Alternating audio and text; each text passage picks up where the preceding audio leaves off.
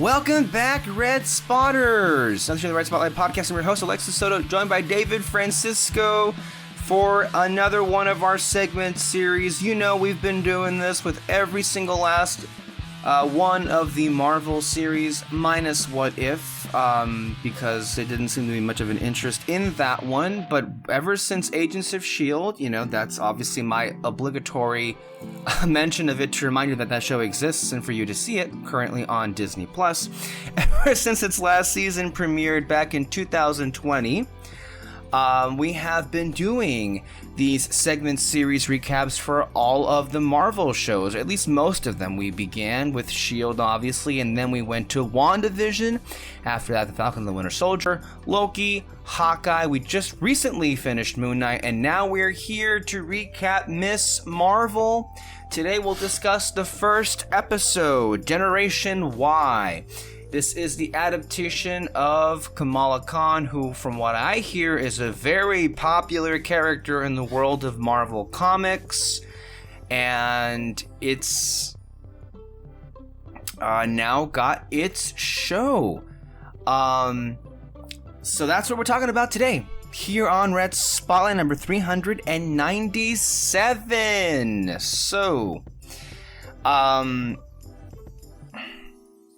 in case people are listening to us for the first time, look, David, maybe just in the briefest way possible to recap our feelings as to how these shows have gone. Maybe not to belabor the point, because we've really droned on about this when it came to discussing Moon Knight. But for the most part, I don't think we have gotten a bad show from the Disney Plus Marvel series. I think all of them have been good. I feel that there are clearly some that have been much better than others. However, they all do seem to have a lot of the same strengths and weaknesses. So where am I left with?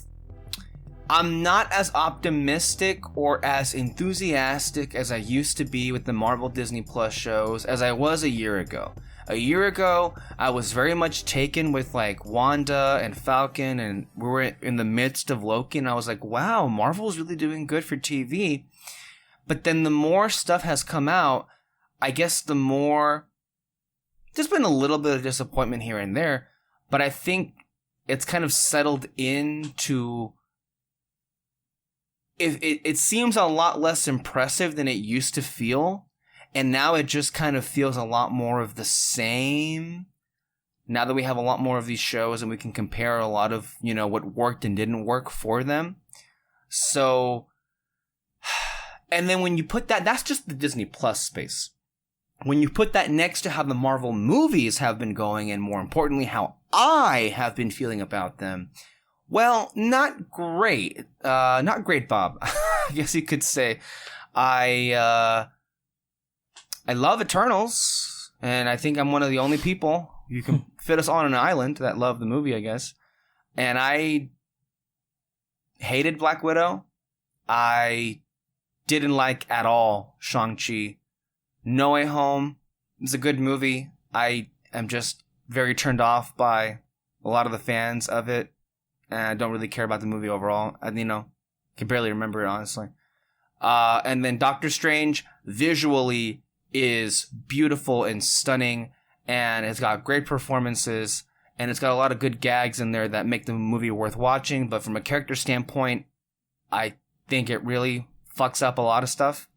So when you put all that together, it just seems like to me, when it comes to like, and then you put the She-Hulk garbage trailer in there, I'm sorry, it's just like, it makes me feel very unenthusiastic exploring yet another entry point into the cinematic universe that, quite frankly, is really like wearing thin on me.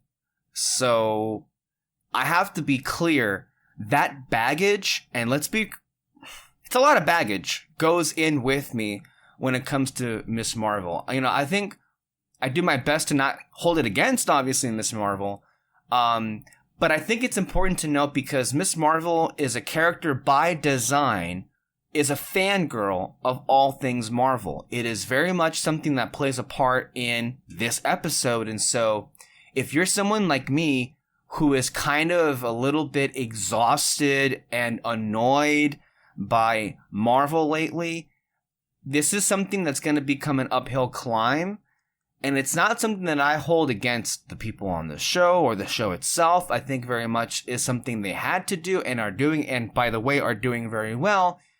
But it's just something of a hurdle. If you're tired and fed up with a lot of the MCU, it's just the nature of what it is. So I just wanted to get that out of the way with and to make myself clear into where my mindset is going into Miss Marvel. And so there was that. David, what do you think? Where are you with Marvel, the Disney Plus shows or the movies, and then overall your mindset going into this show?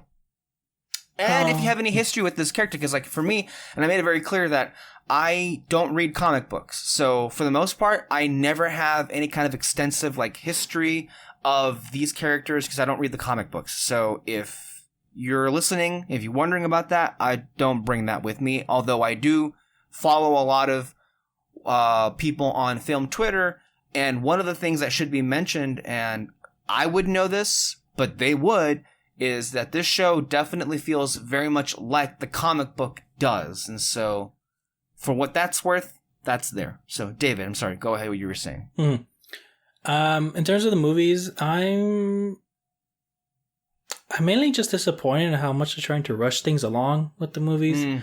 Like not really taking their time at all for some stuff. And I mean, it's just, I just wish they would take the time to make it more visually nice. Like, you know, you mentioned Doctor Strange, and, you know, that's honestly like the most fun movies that's come out recently. You know, I enjoyed Internals and all that, but, you know, Doctor Strange was fun. And like you said, the character stuff was really, really disappointing in terms of me, and honestly, it kind of bored me. Yeah. Same. So that's really with the movies. The shows, a similar thing, but you know, there's more leeway with that one just because it's a TV show. They're not gonna have the biggest budget, right? So far, you know, the shows haven't disappointed me much. They've been fun and everything. But going into Miss Marvel, the only thing that I'm really kind of excited about is just because she's still pretty recent. She's a fairly recent character in the comics. You know, she's not 50 years old like with Spider-Man or Captain America, or I mean, I'm not even sure she predates 2010, right? Like, she's very new. Yeah, she's very new. So that's kind of one thing that I was excited about with her character. It's just like, cool, let's bring in as many new characters now. Let's go in like deeper into the Marvel lore and all that. So that's just mainly one thing that I was excited about with her. And I actually do like the thought that they keep bringing in like teenagers, or, you know, just like young kids into the whole team, to like hopefully into the Avengers teams, because you get like Kate the Young Bishop. Avengers, basically. Yeah, basically. I mean, it's I mean, we're in the midst of the Young Avengers. I feel like a lot of different scoopers out there have already confirmed that's one of the things that Marvel is building up to. And if you've been keeping up with a lot of their shows and movies, yeah, they are collecting the Young Avengers. I mean, we just had Kate Bishop. Others definitely will be there, and I'm curious to see how they do it. I think with Young Avengers, I don't know what that is as far as like what the feel is supposed to be. I think it's supposed to be like the Marvel version of the Teen Titans. So, by the way, HBO Max, I don't know if you listen, but can you bring back the Teen Titans animated series? Like the OG one, and can we get a continuation, please and thank you? Like, I'm sorry, but I know that the Titans live action thing had its I'm sure it had its fans, right? Like, and I think it had a respectable 3 seasons. Did it already end? Yeah, I think so. Okay. All right. Well, that didn't work. And if you want to go for you want to take another stab in the live action realm, I guess feel free to, but I would much prefer if you just brought back the classic Teen Titans show. I know Teen Titans Go is a thing. I'm not saying to cut it off. If it's popular, do you. But I have to imagine that the Teen Titans, if they were to be brought back, and have a sequel series of sorts, I can't imagine that not being popular. So if you're listening, do that, please. I'm sorry, I'm just like, we're in an age right now where every single studio has their streaming service, or I guess, you know, their equivalent of that, and they're all like scouring all of their intellectual properties for like content. And I feel like with every single last one of them, there are obvious things they could do, and I think that would hit very, very well, but they just don't do that. So, just as today, I'm not sure if you had the chance to do so, or if you had the chance to listen to it, David, but today the podcast went up with Alexis and with Kyle, excuse me, and we talked about Celebration and all these things that Lucasfilm like announced these animated shows, and I think, okay, sure, they sound like neat ideas, but you know what also sounds what would be a home run, and I'm not going to back off of this, is the idea that there are plenty of finished scripts for the seasons of the Clone Wars, the very massively popular Clone Wars, I might add, that are just sitting there. By the way, stories that the creatives in your division treat already as canon and having happened. Remember, stories that evidently we all were supposed to know if you watched the Book of Boba Fett. The history between Cad Bane and Boba Fett, evidently, we all knew, right? We didn't, because it's just, it's just a story. The scripts are there, but we haven't seen it. And so I'm wondering, if they were to drop a Cad Bane Boba Fett 4-episode Clone Wars arc just this weekend, you don't think that would trend? You don't think that would be popular?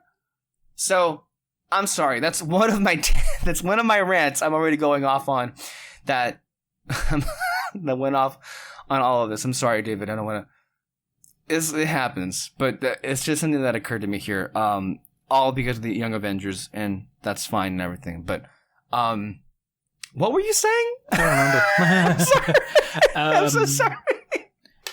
You're saying that this the idea of Marvel bringing in more high school age characters is a really cool idea and one worth exploring. I think that's what you were saying. Yeah, but also because I don't know why. I feel I like it better when it's characters who already live in the world of superheroes and like I want to become a superhero of their own. I don't know why. It kind of, for some reason, I connect more to those characters. Like it's a reason why Miles Morales I like so much. Oh yeah. Mm-hmm. And so I think that's mainly why I'm so excited for Miss Marvel, and why I like Kate Bishop, because I really like those moments where she was like, "I want to be a superhero," and then Hawkeye's kind of like, "Hey, you know, it kind of sucks, right?" Like, you get that, right? And so I don't know. Yeah. So yeah, that's very much clearly it. And then before we get into the actual episode itself, do you think, from the standpoint of a Marvel fan, such as you are, David, do you think Marvel Studios is doing too much? Do you feel like we're getting way too many, when you put the shows and the movies together, do you think we're running into an issue of oversaturation? Do you feel exhausted or not really at all? I don't feel exhausted exactly. Like, I want all of these things, you know, even if like we get them like in the same year or something. I just kind of wish they would take the time, you know, and then I don't like this idea that, you know, each director that they get, you know, they keep leaving because of creative differences and all that. It's like, okay, can you at least listen to them out or something? Like, what exactly are you not agreeing with, you know? Because like, honestly, like, you know, people worry about the restraints of like the whole Marvel universe and all that, but honestly, I'm kind of like, you gotta just work with this.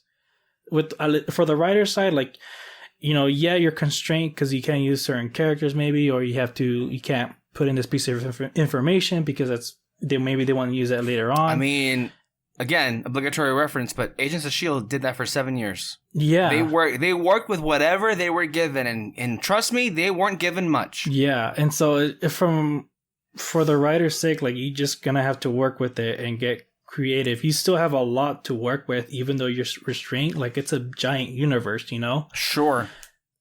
And so from that perspective, but then also at the same time, you know, in terms of like the way they want to film stuff or the way they want to like portray the characters, you know, you're going to have to give them a chance to kind of make this their own movie. Right. Yeah. And I think for me, I'm much more frustrated with the Marvel team that is so insistent on a lot of their, on just about every installment, whether it be Disney Plus series or movie, feeling more or less exactly the same.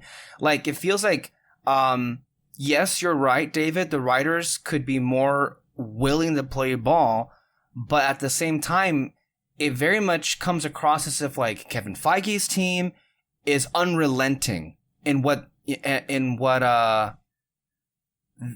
property they're collaborating on should be. And it's so comical. And I don't know if you read or heard this, but that Kevin Feige is reportedly wanting to hire more directors like Sam Raimi, who are more seasoned and experienced, to his movies, because he no longer wishes to be on set on a day-to-day basis. And it really much reminds me of what happened with George Lucas. I don't know if you know this, but if you watch Empire of Dreams, documentary of the original trilogy, George Lucas had no desire to direct Empire Strikes Back or Return of the Jedi, because he had no desire to be there every single fucking day. He didn't want to direct those movies, which is why he brought in Irwin Kershner, his old teacher, to make Episode 5, and then that worked the charm. But then in the case of Return of the Jedi, Richard Marquand. And I think, I'm not sure if you were aware of this, but Richard Marquand oftentimes felt that he couldn't really make the movie his own because George was there. And I guess George, it comes across to me that George made a mistake with Marquand because George himself wasn't very happy with things, and maybe Marquand wasn't very experienced with like what needed to happen with Episode 6. And so what ended up happening is that Lucas ended up being there on a day-to-day basis. And I wasn't aware myself that Feige, I knew Feige was very involved. I mean, his name is all over all of his movies. But I didn't think that he was there every single fucking day. So, to me, and I was discussing this with Peter, well, I'm sorry, Kevin, but that seems to be your own fault, right? Like, maybe if you just, like, I don't know, let the directors make the movie. Maybe let the directors be much more control in what the narrative should be. I think it can very much work if you let Sam Raimi make his own movie, and then you can write other scenes or just change certain lines of dialogue to make it fit in your MCU. I do not understand, especially in Phase 4. Think about this, David. We're in Phase 4, but we're not building up to anything, right? Like, we're not, you know, not every single movie is not in service as like the Infinity Saga was to build up to this big momentous event. We're not there yet. We're in these like random collection of stories. And I think now more than ever was the right time to bring in directors and make their own stories, and not because the interconnectedness of the MCU didn't need to feel so. We didn't need to be bogged down by it right now, because there is no interconnected storyline. There are just stories happening.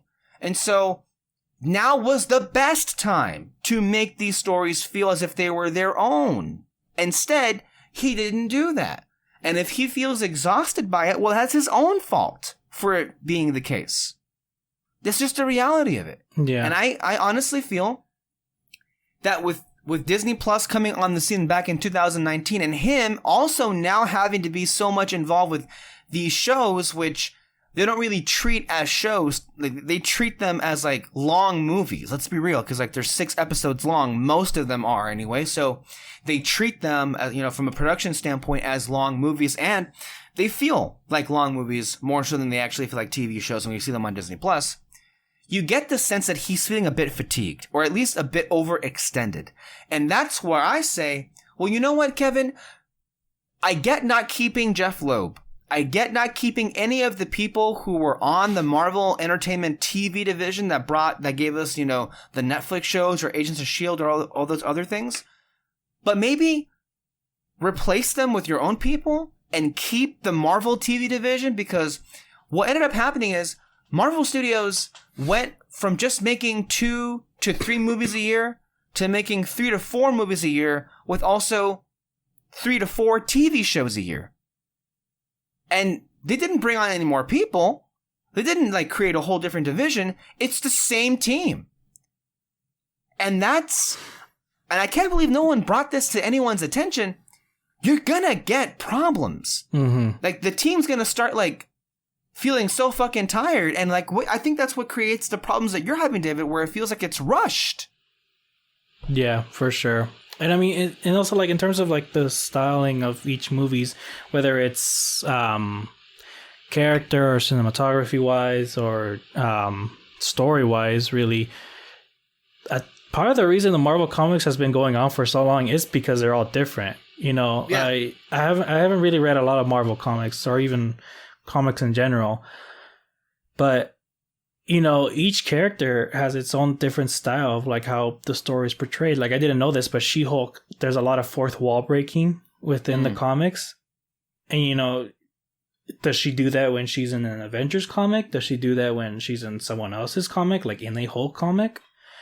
I mean, if she is, maybe that's just maybe the same writer doing that. Or if she isn't, you know, that's probably fine too, because, you know, it's different stories, different worlds within the Marvel world, and so you don't really have to like stick to one specific way. You can make them different, and if they're combining, you know, let's say we get another Avengers movie, they don't need to it doesn't need to be the same as the other movies as they're being made.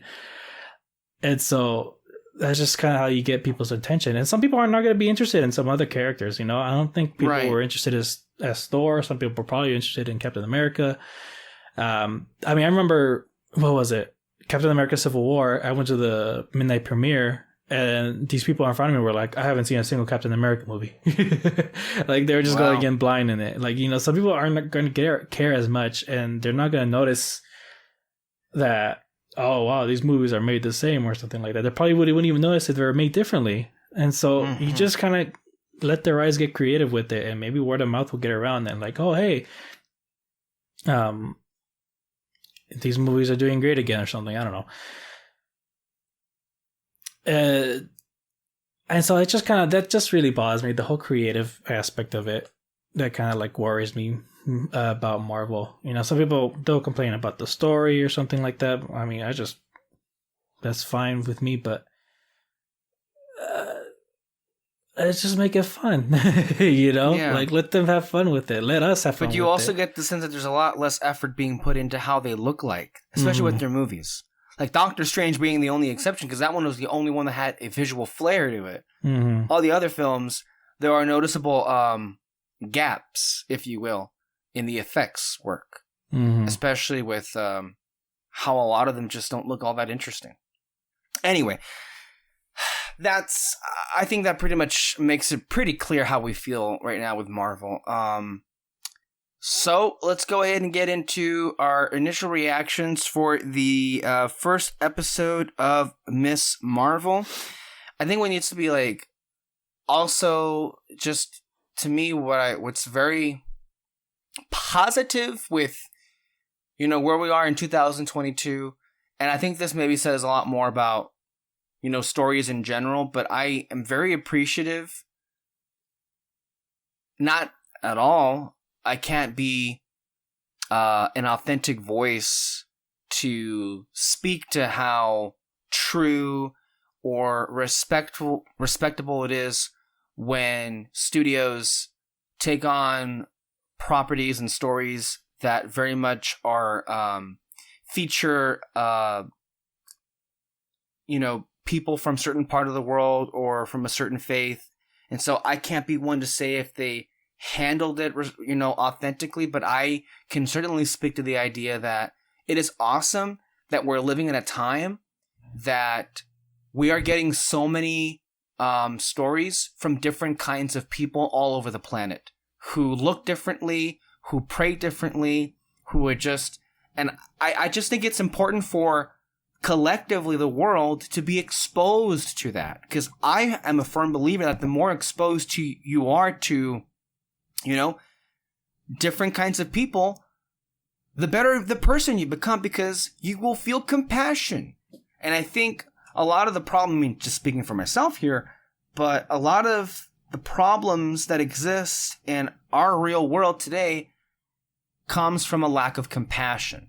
And unfortunately, you also do see that playing out in just the movie fan circles, where there is this segment of people who refuse to care about anybody else's stories but themselves. There are these group of people who unironically believe that if stories feature female leads or, leads, people of color, then that is the byproduct of a woke agenda, and it is terrible, and it is a war against men. It is a war against white men, and do you see how idiotic and stupid that sounds like? And this comes from the lack of understanding. This comes from the lack of compassion, that there are so many different kinds of people on the planet who have never had what you've had. They've never had the experience of a story that is so widely seen, that speaks to them, that speaks to people from their part of the world, or people who look and think and talk like them. And the power of cinema is so grand. And if you are a fan of movies, and if you can't fathom at all, or you can't even entertain for a second, it is important for people to see themselves be represented on screen, then you fundamentally misunderstand one of the wonderful treasures that this medium, or one of the more underrated powers that this medium can bring people. And it's just so unfortunate that already, and I've seen people screenshot the fan reactions before and after, but already we're not even a full 24 hours in at the moment of this recording. Not even a full 24 hours into this show premiering, and it's already getting review bombed on Rotten Tomatoes from fans of this variety. People who like to think themselves as fans of this medium, but absolutely hate it when it's not about a white guy, and are now going out of their way to be far more antagonistic than ever before. And it's ramping up, because the same thing happened with Obi-Wan just last week, where the ratings on that show were getting trashed and bombed, all because Ewan McGregor and the team behind the show spoke out against the racist attacks that Moses Ingram, who plays the third sister on that show, was getting. And it is, I'm sorry to take it to the negative, but I wanted to address that. It's very disgusting and disheartening to see, but at the same time, I, for one, am very happy that we live in a time where we get stories like Turning Red and Encanto and Miss Marvel, even the diversity that there was, for how little there was on Moon Knight. It's just, to me, I'm very lucky to live in this time where we're getting so many different people's experiences, and I'm also so very jealous of this new generation, the kids, who are getting exposed to so much more than I ever would have been when I was a kid. So, as always, it's all about the kids, and I'm just very happy that they're being exposed to this. And with Kamala Khan, who is our main character here, I'm very happy to a lot of the, Pakistani girls out there, or even a lot of the Muslim girls out there who finally have a hero to see for themselves on screen. And at the end of the day, that's the most important, positive outcome that can come out of a show like this. And against all of the hate, I'm very happy it exists. And I think that's the appropriate place to start off with. Also, it's very good. It's honestly, I'm at a point right now where I don't want to say I loved it because I didn't really love the first episode. I just thought it was really fun. Yeah. And I think really fun the way that the show needed it to be. I don't think, at the moment, let me just be clear, I don't have any really big negative or criticism at this point yet in the show. I feel like where we are right now, what this episode needed to be was a ball of, a ball of fun. I don't know, maybe that's a really like mundane way of describing it, but like this show really did come across as like, well, what would high schoolers that live in this Avengers world actually be like, and what would the story look like if we came across a mega super fan like Kamala Khan? And I feel like with what Miss Marvel is supposed to be, you couldn't ask for a better first episode. I think it was a home run every which way you can, measure it. And I was actually really moved by, I think the core struggle that we have here is that, Kamala Khan is very much, a Gen Zer growing up in this, time of massive change, but it also is from a family who is very loving, but in a lot of ways stuck in the past. And her trying to find her identity within all of that, I think is very relatable. And I think for us, especially because we're in that line of between millennials and Gen Zers. I mean, us as in like our group of friends here on Red Spotlight. And I think all of us can certainly speak to a lot of the clashes, shall we say, we've had from our very loving parents, but clashes because they have very different worldviews and also have expectations that we uphold the views that they have to this very day. So there's a lot in this that's very relatable. A lot of it is so very entertaining. I think our main leads here in Kamala Khan and Bruno are very endearing. They have such great chemistry with each other as friends. I don't know if there was this one look. I don't know if it's gonna go the way of a romantic route. I don't care one way or the other, but right now they're really good friends. And I think all the actors are really doing a good job. And I love that. I don't know if you read this, but I think one of the, the directors, Adil, they call themselves Adil and Bilal, but it's Adil El Arbi and Bilal Falah. I think it was either them or it was writer Bishal K. Ali that borrowed or got inspiration from Spider-Verse, Into the Spider-Verse, and how like animated it was to use some of that in the you see it mostly in the opening of the episode, but you see it throughout. And I love that because it brings some visual flair, it brings some style to the MCU, which is very sorely needed. So yeah, I think you couldn't have asked for a better first installment when it came to this particular property.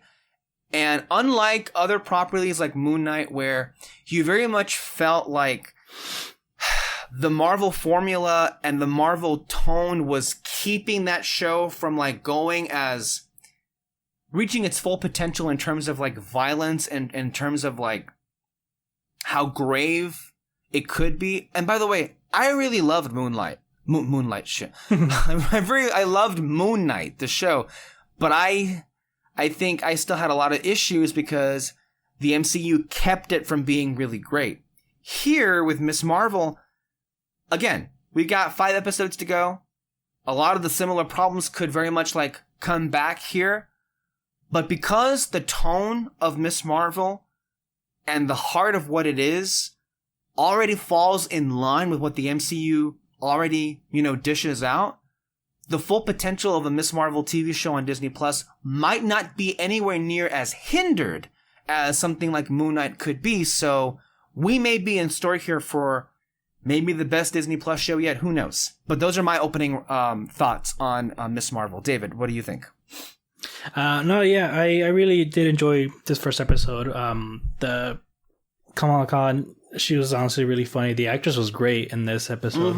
And I actually did enjoy the family dynamic and the dynamic with her friend. It really seems like they get along well. Also, by the way, I don't want to get this. I don't want to cut you off, but I am here. The name Bruno comes back in, so we go from Silencio Bruno from Luca to We Don't Talk About Bruno in Encanto, and now we got a main character called Bruno in Miss Marvel. I'm really wondering in these next few years how many kids are going to be born that are going to be called Bruno. I'm just putting that out there. But go ahead, David. I think I knew a Bruno in my school. I don't think I ever knew a Bruno, no. I know a Bruno Mars, but I mean, I've seen him. I think I'm Brian or something. I don't know. My bad. Maybe it was that. Okay, never mind. Oh my God. I mean, like I said, like, you know, the friendship between the two, like it really seems nice and everything. I do kind of wish that we maybe got a bit more history of them too. Like, I don't think they brought up like that they've been friends forever or something like that. But I mean, didn't say, but it feels like he's been friends with her so long that the family thinks of him as a son. That's true. Oh, yeah. Okay, yeah. I remember that one. This one scene. Remember the mom hilariously had like a whole meal prepared for him to bring back to his family. Yeah. I just remember that. So I'm like, okay, yeah, there is a bit of history. That's cool. And then I just, like I said, like I don't know what it is. I kind of connect more with the characters that like grew up with the heroes that want to like live up to these superheroes, like a Kate Bishop. Yeah, like the Kate Bishop or Miles Morales. And so seeing her at the first scene, you know, she's like fangirling over Captain Marvel in just the funniest way and everything. And I will say she does a very good job of making me feel like her fandom is authentic, especially considering, and I feel like this is very fair to say, Kevin Feige and his team really fucked up Captain Marvel, the character in the MCU. Not that I have any kind of like history with her in the comics, again, to be clear about that, but I think from her movie, the Captain Marvel movie, and how there's a disconnect with how that movie landed with audiences here in our world and how they treat that character in the world of the MCU. Yeah. Because the characterization of Carol Danvers, I think, was so deeply flawed that I don't care about her as a character. So the fact that we have here Miss Marvel, who is a super fan of Carol Danvers, very good on the people on the show for making me feel that fandom is authentic when the people who were supposed to give us a Captain Marvel movie didn't do the very basics of their job. Mm-hmm. There's a Captain Marvel movie that exists, and you cannot pay me to care about that character. That's bad. Yeah. As a reminder of that. Yeah. But yeah, I mean, mainly it was just that really in the first episode that, you know, kind of did capture my attention. Like I said, family dynamics. I'm curious where that's going to go later on and everything. Really just my complaint, and I don't mean this in like, oh, the episode was slow, but like it did feel a bit too long. What I mean by that is just that, you know, so we get a scene where she's scared to tell her parents that she wants to go to this Avengercon thing. She tells them, they say no. Later on they say yes, but then she says something and they decide no. And at the end, they get disappointed in her because she still goes and everything. And it's just kind of like, I don't think we needed this whole back and forth type of thing. I feel like you could have shortened it and just kind of add more information. Like, we still don't know who the villain is in this season, and we just don't really know what's going to be the big conflict. So that's really my main complaint, you know, especially because it's just go ahead, in the first episode of like all the other shows, well, I mean, not the Marvel shows, just or Disney Plus shows, but like with all the Marvel, like the Netflix ones, like you get right away, or really just in any show, honestly, like you get right away like what's going to be the conflict, what's going to be the villain, or at least like what's gonna conflict with the characters within the first episode. Like, you really got to put in like all the information that you can. And sometimes the pilot episodes of these shows, you know, it could be bad. Sometimes you can grab your attention right away. Best examples is like Walking Dead. You know right away what the conflict is, you know what they have to do, and it grabs your attention. But then you get other ones like I don't know what which ones. Usually you just kind of ignore the first episode on some of these. But, it's just, you just get like a lot of information. And sometimes you kind of go, okay, that's kind of enough to get me to watch the next episode. Yeah. And sometimes they turn out to be great shows. Uh-huh. Okay. A couple of things. To that last point you were just saying, I would think that, yes, you're right. Usually when it comes to these shows, we get a very clear threat or, the main conflict, if you will, of the series reveals itself in the first episode.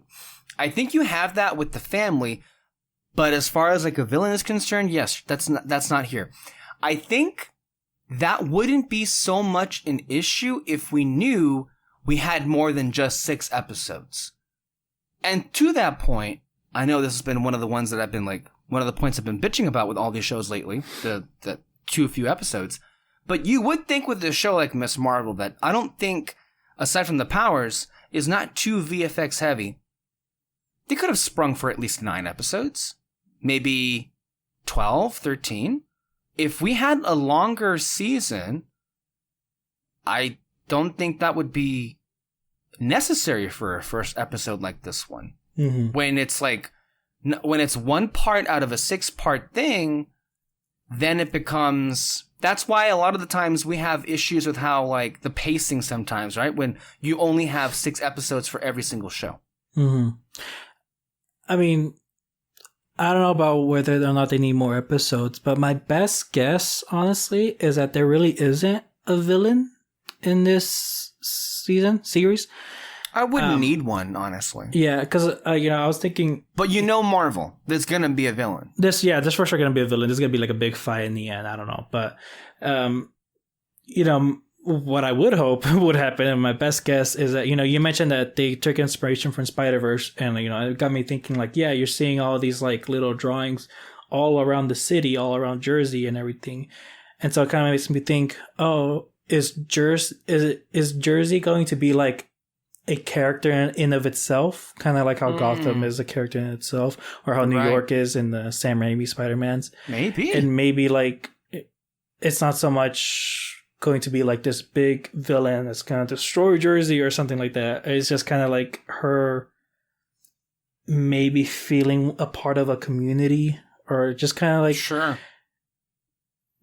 she wants to be the hero of Jersey, basically. Like maybe she's not going to be able to save the world by the end of this season, but she'll be happy getting looked up on, that people look up to her as a hero of Jersey or something. I don't know. That's actually would be my biggest hope of the show. Yeah. That's actually something I wouldn't have thought of, but now that you mention it, yeah. You would hope that they would go for that, because it also adds a whole different layer to it. And overall, I would say a better story. So, okay. Yeah. We'll see if that actually happens, right? To the other thing that you mentioned about the conflict with the family, what I would imagine the reason for why there's so much to it already here. I know you mentioned that you felt like it could have been shortened. I feel like what is so important about the scene where, Kamala wakes up and she's in her Captain Marvel costume, and then they walk in and they surprise her with letting her go to Avengercon. Mm-hmm. What I feel was so important about that sequence was to telegraph to us, the viewers, that her parents aren't heartless or aren't too hard on her, right? Because it is very much harsh for them to say, no, you can't go. Mm-hmm. I think it makes it more interesting and more dimensional, and also a little bit more real, if you will, that they would allow her to go. However, under some strict conditions. What it also brings to the table with that is you also get that the parents, in their own way, make an effort to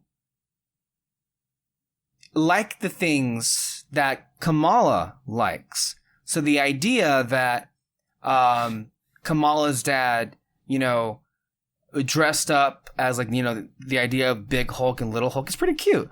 And that her mom made her a costume that's no small thing. Like overnight, that's a pretty, and then of course the reaction that Kamala, I mean, obviously that's not what she wanted to do. It's not exactly the way that she had envisioned it to be.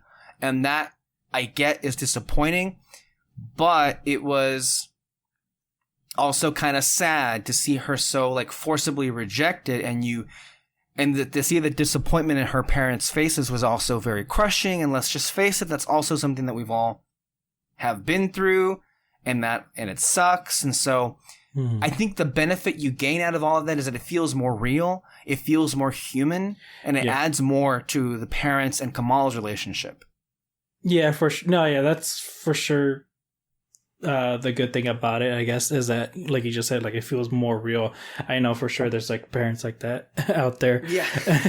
It's all just kind of like, dang. It's like they tried, they tried. Like it may have been like, they didn't quite get what she wanted to do, but they tried. They made the effort. Yeah. And they were willing to go, I guess, compromise, if you will, where she, in that moment, wasn't so ready to be like that. And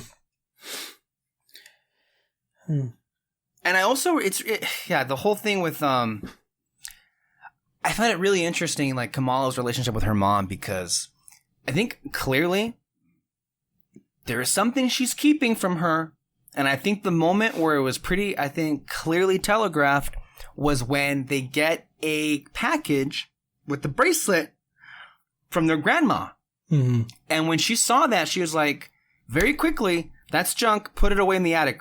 And in my mind, I was like, oh, she means put it away where she can't get that, where Kamala can't get that. So she knows a lot more than she's letting on. And I think a lot of that, and maybe her own mother, Kamala's grandmother, there's a story there clearly that is fueling Kamala's mother to be so on Kamala the way that she is. Yeah. And I think you get that she's a loving mom. You get that she's a very strict one at that. But she's also old school. And I think one of the more relatable aspects here, we get a sequence where, they're preparing for Kamala's brother's wedding.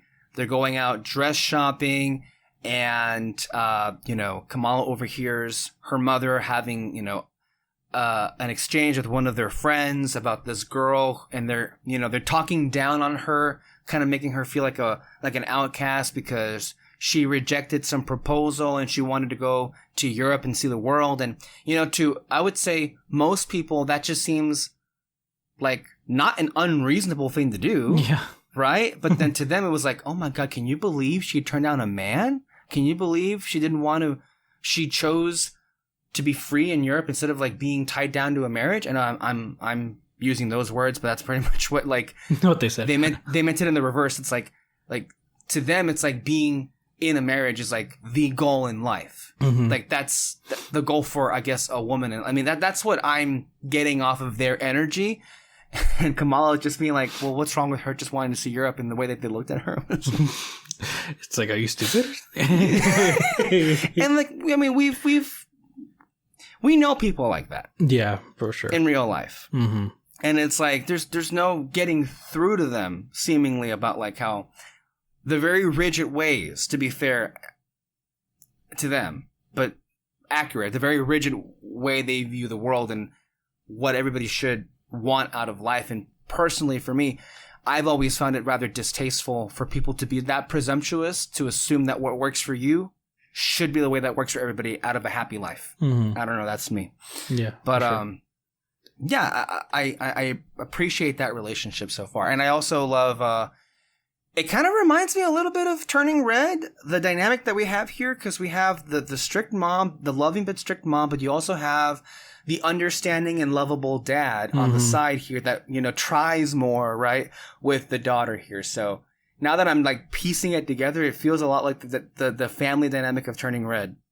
Oh yeah, for sure. You get that a lot from this show. In terms of the bracelet, I'm actually kind of curious what the history of it is, and if there's going to be a connection between that and the rings from Shang-Chi. Oh, you mean the 10 rings? I didn't think of that. I didn't think there could be a connection, but there could, I guess. Yeah, because I mean, the light coming out of it, the energy, it looks pretty similar to the 10 rings. You think? Yeah, I mean, I think it had like the same colors. I think maybe the rings are more bluish. This one's more purplish, but you know, but maybe it's just kind of like, this is, I don't know, the rings connect to each other and all that. That's why their power sets are different.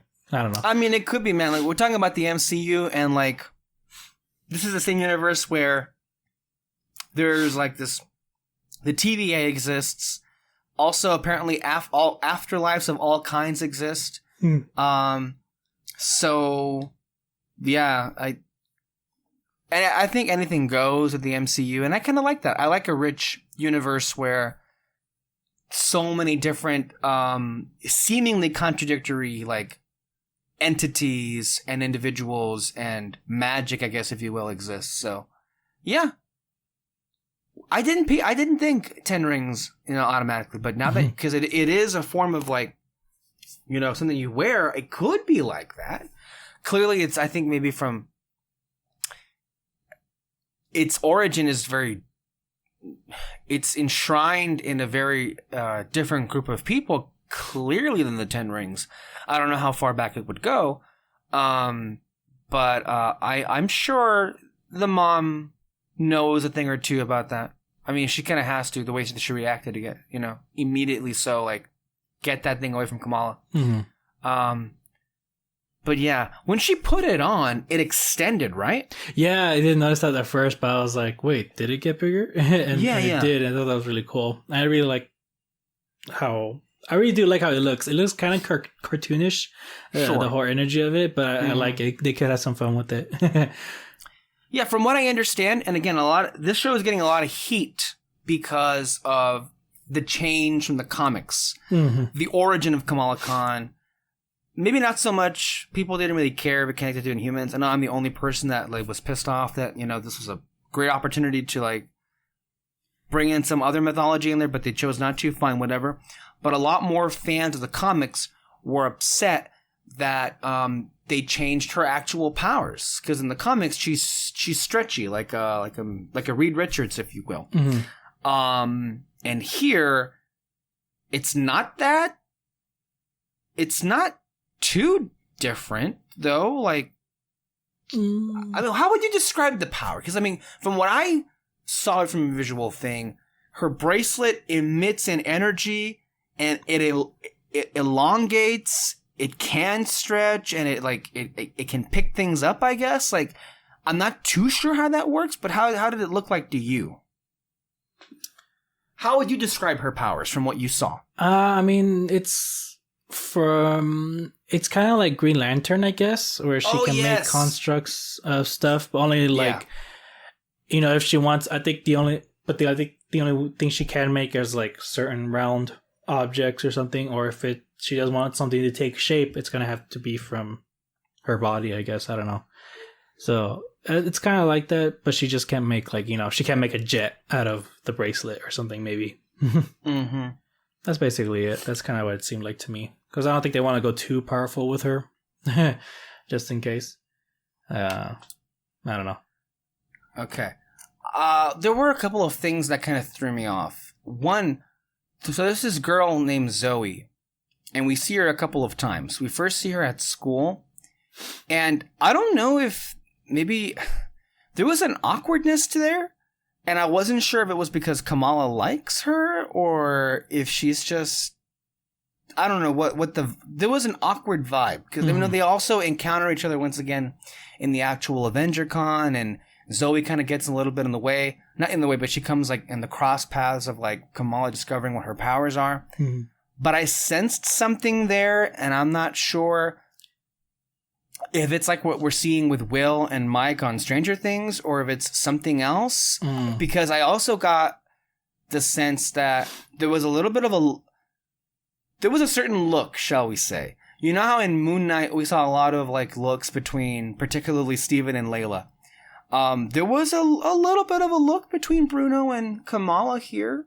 It lasted a bit too long to where it could come across like they have something there. So I'm confused with why there was awkwardness with Zoe. Mm-hmm. Do you have any idea what happened there? I assumed that it was going to be they used to be friends, and then later on they're going to have like a little talk, be like, hey, how come you left, left our group or something? And I don't know, maybe it's going to be because Kamala,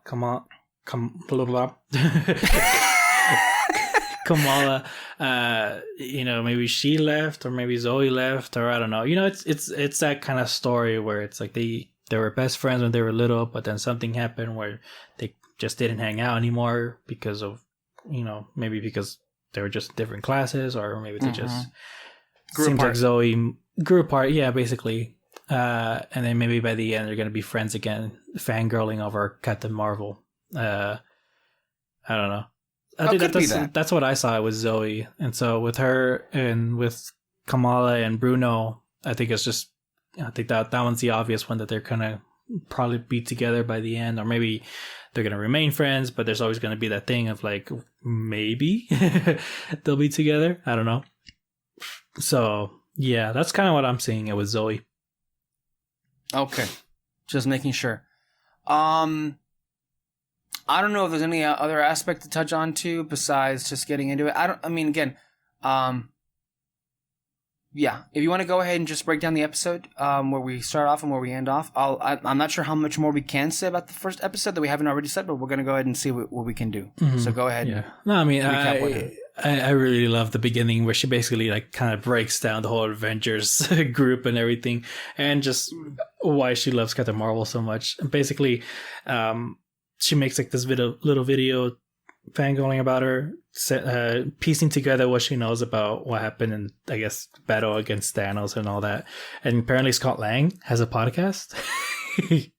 That's yeah. That was interesting. I don't know why. I hate myself that I am, but I'm kind of curious to hear. Yeah, that's so funny. That'd be so funny though if Marvel was like, let's make the podcast, and like just it's Scott Lang and then that one guy, the one guy that like always like retells stories. I forgot his name. What's his name? I know it was Michael Pena that plays him. Yeah, Michael Pena's character. Like just have him there, and it's just it's just constantly him like telling the story, and then Scott Lang has to like wait, you're going off topic here. It's like trying to get it back. That'd be so funny. But yeah, basically, that's basically it. And so then what was next? I saw it last night. I was kind of tired, so. No, me too, man. I saw it after Obi-Wan, and it was like, yeah. And then I saw I saw Bob's Burgers movie, Top Gun Maverick, and then after that I saw Obi-Wan, then I saw Miss Marvel, all in a row. So yeah, I was very tired. Yeah. By the time I got to freaking Miss Marvel. Mm-hmm. But I mean, I really like how they this is, the style of the show that you're gonna get, and it's, it's really, really fun. Oh, I remember now. She's getting ready to do her driver's test. She's all nervous about it. They tell me. And because I'm watching Stranger Things right now, I'm rewatching the whole show.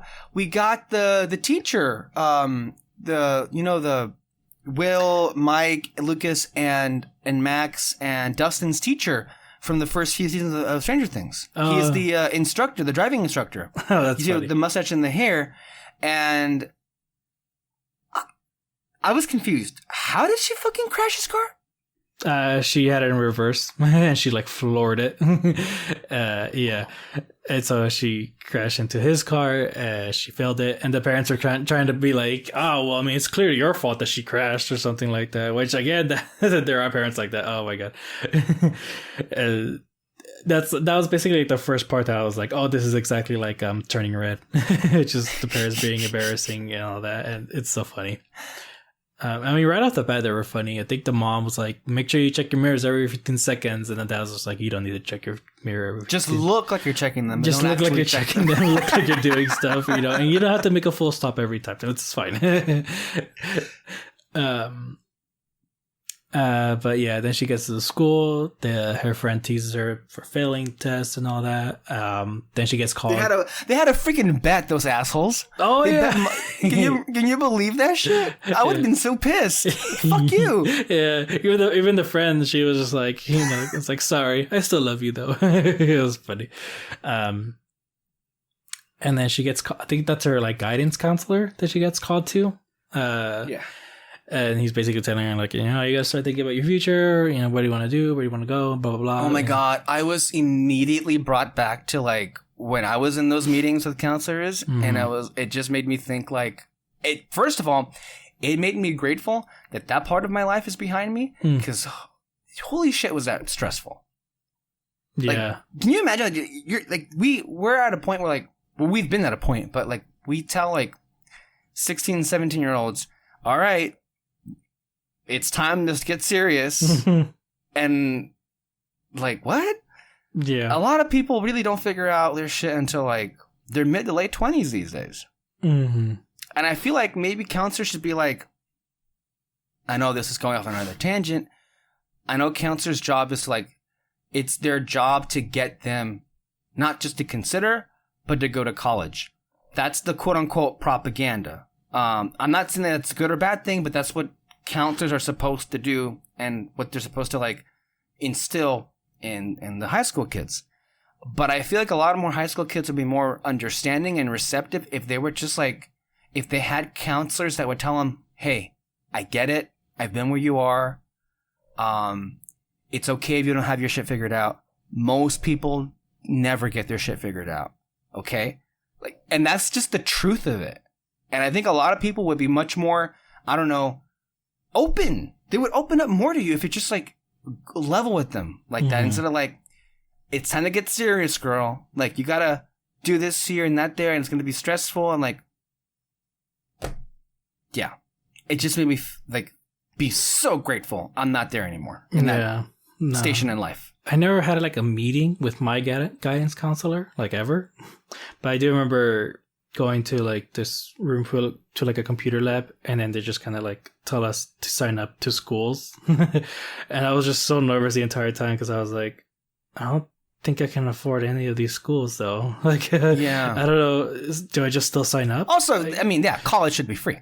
College should be free. It should be. Everything should be. Yeah. I mean, most people in this country have been so trained to think that free things equals bad and you're stupid for thinking that things should be free, when in reality they're the idiotic ones for having accepted the world order as it was, when in reality, a lot of the capitalistic qualities of our civilization are bullshit and should be overturned. That's just the reality of it. And I know a lot of people who listen to this would think, well, man, you're a crackpot socialist Marxist, and yeah, I guess I am, but also it's better than what we have right now. And it's ridiculous that people have to pay for college. And it's even more disgusting that so many people spend the majority of the rest of their lives having to pay off the debt, which we should be clear about, that is a money-making scam by the banks, which rule the economy. It's also and dumb. The education system. It's also dumb that their excuse is like, I had to pay for it. I did well for myself. It's like, cool. That was like 50 years ago. It's different now, guys. Yeah. Also, go fuck yourself. Literally. Like, if you have that mentality, seriously, that's what it is. Like, in a lot of these older guys, that older generation, that's another example of like the worldview they've been trained to think, and they refuse to let go. That's just it's like if they came up with a cure for cancer, and like somebody says, well, my dad passed away, so now you have to pass away too. What? We have a cure for cancer. Like, use it. People are dumb. People are idiots, Leslie. We can't tell you. I need to get back and watch Parks and Recreation. I love that show. It's been a while since I've seen it. Anyway, you were saying. Yeah. Yeah, so that's her meeting with the guidance counselor. He also tells her that, like, your teacher complained that you're always in your head. Your head is in the clouds all the time, and all that, blah blah blah. She does get distracted. He has to like get her back into reality and everything. It's funny though how easily she gets distracted. Yeah. Oh my gosh. Honestly, that's one thing I actually do relate with her. I literally, what was it? I think it was like in the third grade. My teacher literally wrote a note. I had to give to my parents saying that I keep daydreaming, and like it was a problem. And it's so funny now because like I'm kind of a teacher now in a way, and now I get to be on the other side of it, and like it's frustrating from like the teacher's point of view because when you're trying to like get important information across to them, and they just like they look at you but they don't listen at you. It's so frustrating. It's so freaking frustrating. That's still me, honestly. I'm not even kidding you, dude. Like I had to use my whistle. Like in the last 10 minutes of the last day of school, I was with some first graders. I had to use the whistle at them because I couldn't get them to listen to me because we had to get all of our shit packed up and ready to go. It was time to go. It was like the last 10 minutes of school for the whole year. And they were like playing on the carpet. And I'm like, what are you doing? Pack your shit. Let's go. God. I'm sorry. So many tangents today, but like relatable, obviously. Wait, so you were one of those then. Yeah, I was one of those. And actually, I was trying to like hide the note away. I'm not trying to show them, but my sister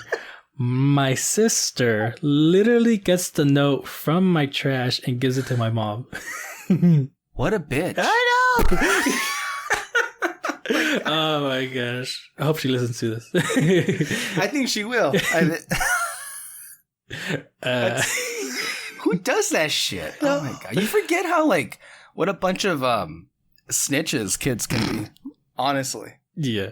If I had a dime for the number of times I've been like, approached by some like, usually it's like a third grader or below, and like Mr. Soto, this person did that, and I'm like, oh my god, you're so okay. I guess I have to talk to this person now. Seriously, like every 5 minutes. Oh my god. In the middle of me trying to have a damn lecture, right? And then they come up here and like, I'm sorry.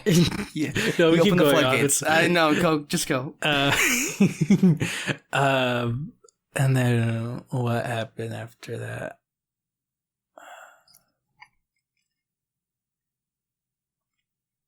Okay, yeah. So they go to this. I don't know where they were at exactly. Like at some store. Kamala and Bruno. He was fixing up her costume. The convenience store. I think that's where Bruno lives. I think Bruno's family lives above a convenience store. Oh, okay. Yeah. Or a bodega, if you want to call it that. Borrowing from In the Heights terminology. And then, so he's fixing up her costume because they're thinking about going to Avengercon, which is the first one. Which, by the way, it seems highly unrealistic to me that in...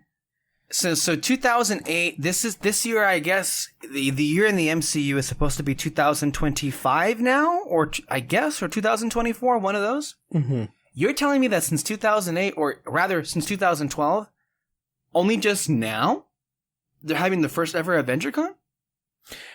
Have you met fans? I mean, I don't know. There were people in the 1977 Comic-Con that were there for Star Wars before it was even a thing, before it even came out in theaters. Okay.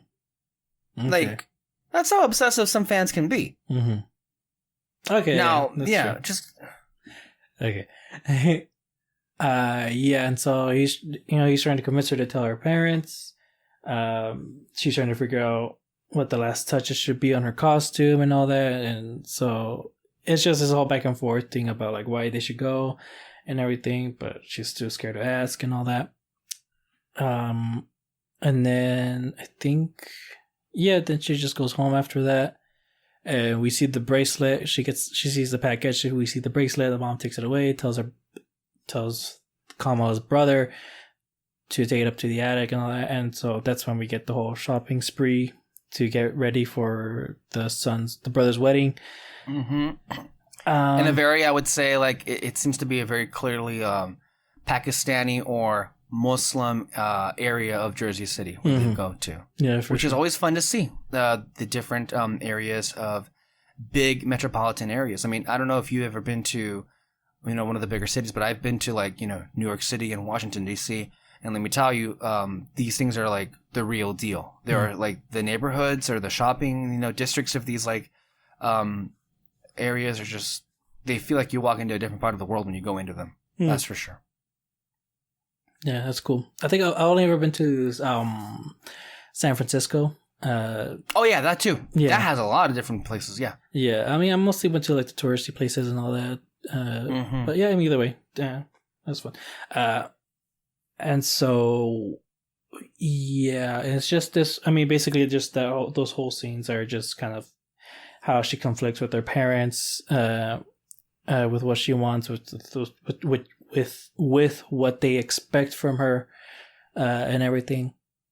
And then at some point, she does decide to tell them, but they're like, nah, it seems like a bad place. It's going to distract you. And you're not going. And you're not going to go to cosplay over there too.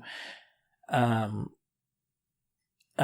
then the next day, they decided like, okay, yeah, it's that scene where they do decide to let her go, but only if she lets her dad go with her, and they dress up as the Hulk. Which honestly, I kind of like the effort that she put in the costume. I like the effort. I like the costume, and I thought it was pretty cute, and I think it would have been a hit at the Avengercon. Yeah, and it's later on actually too, like she's still trying to figure out what to add to her Captain Marvel costume, and Bruno. I know that she was very.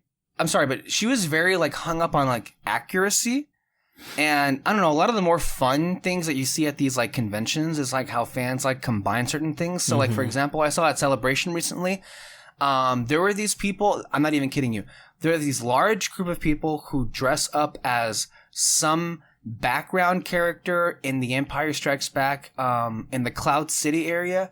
This character runs behind Lando, and he's like holding an old-fashioned ice cream maker that, if you have been keeping up, like Jon Favreau like made like an actual like important gadget in The Mandalorian.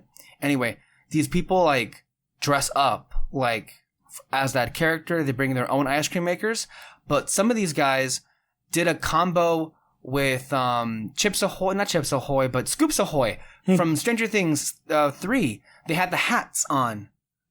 So they combined the Stranger Things Scoop Ahoy costume with the ice cream maker guy from Empire Strikes Back, and that was really cool. Damn, that's like... who thinks of that, right? I know, who thinks of that? What the hell? But later on, Bruno suggests, like, why don't you wear something from your culture to like add it on and all that. Exactly. And so that's like that's why I like the whole costume, because I'm like, oh hey, it's a combination, Exactly, like, yeah. Go for it. What the hell?